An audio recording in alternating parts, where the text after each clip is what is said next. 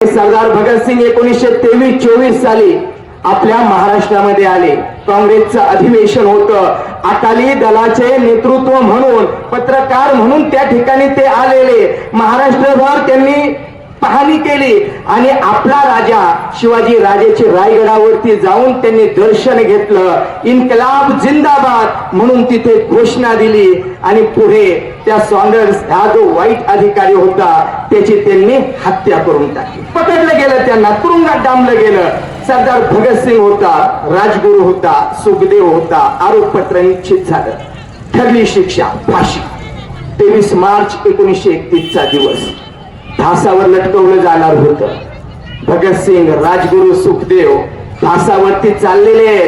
पण जाताना गाणं म्हणताना त्या गाण्यात त्यांनी माझ्या राजाचा उल्लेख केला.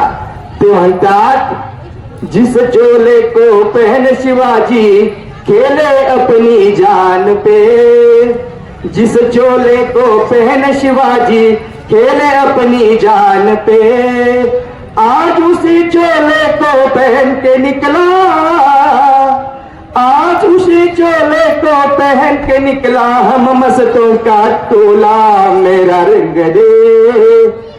रंग दे बसंती चोला, मेरा रंग दे बसंती चोला.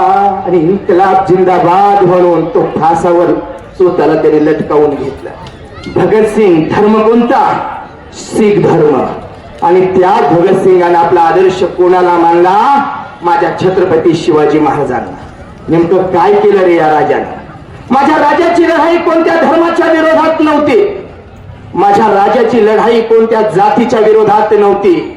माझ्या राजाची लढाई होती नीतीची अनीतीच्या विरोधात. माझ्या राजाची लढाई होती सत्याची असत्याच्या विरोधात. माझ्या राजाची लढाई होती धर्माची अधर्माच्या विरोधात.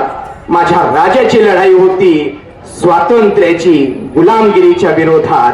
ही लढाई होती लोकशाहीची हुकुमशाहीच्या विरोधात.